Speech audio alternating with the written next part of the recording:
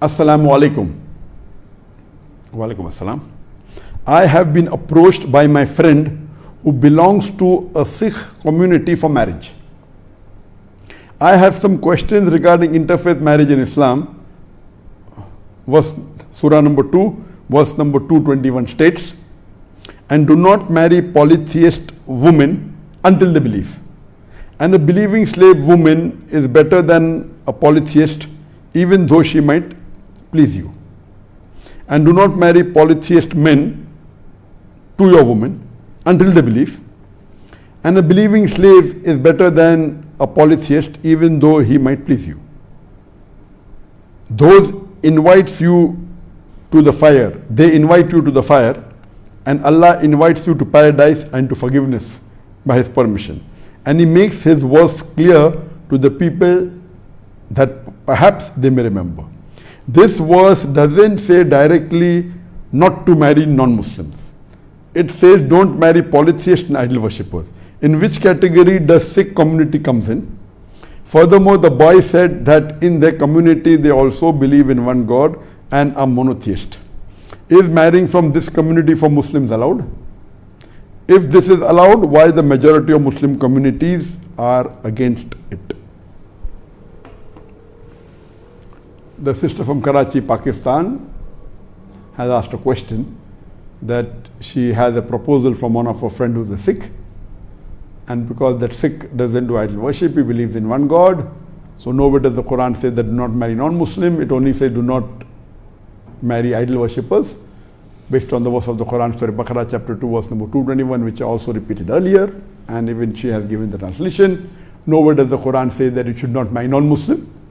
So is it permissible, or logically she thinks it's permitted that a Muslim can marry a Sikh?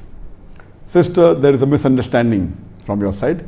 The verse you quoted clearly mentions in Surah Baqarah chapter 2 verse number 221, do not marry idolaters.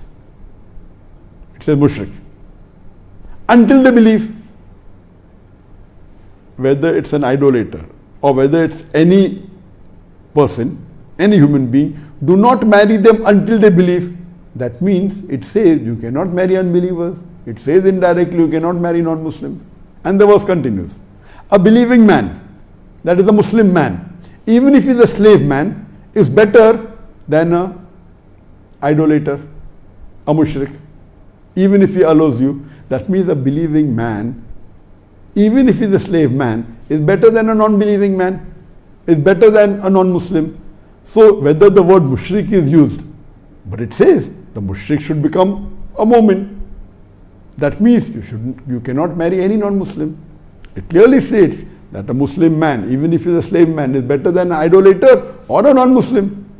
So for you to say nowhere does the Quran say that you cannot marry non-Muslim is a misunderstanding. The Quran clearly states that you should marry only a believing man. So all non-believing men you cannot marry.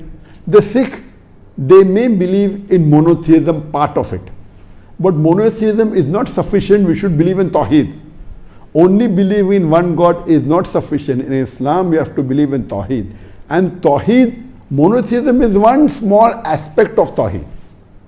And if you hear my lecture on concept of God in major world religion, I have spoken in detail about Tawheed. Tawheed al-Rububiyyah, Tawheed al-Asma wa-Sifat, and Tawheed al-Ibadah. If you break Tawheed al-Ibadah, that is shirk. But even Tawheed al-Asma wa-Sifat and Tawheed al-Rububiyyah, if you break, even that is shirk. So what if you realize that the Quran is very clear cut that you cannot marry non-Muslim until they believe. So whether it be Sikh, whether it be Christian, whether it be Hindu, any non-Muslim, only if the person believes in one Allah subhanahu wa ta'ala and believes that the last and final messenger is Prophet Muhammad sallallahu alaihi wasallam, you cannot marry that person. And the next verse goes on further to say that you cannot marry your woman to the non-Muslim men. It's very clear cut. So this verse definitely includes all non-Muslim. You cannot marry any non-Muslim until they believe. Whether they are idolaters, whether they are Christian, whether they are Hindus, whether they are Sikh. If they are non-Muslim, a girl cannot marry a non-Muslim until that boy believes. So if the boy who has proposed you, if he believes in Islam and he agrees there's one Allah subhanahu wa ta'ala, and he agrees that the last and final messenger is Prophet Muhammad sallallahu alaihi wasallam, and if he accepts Islam, then you can marry him, otherwise you cannot. Hope that answers the question.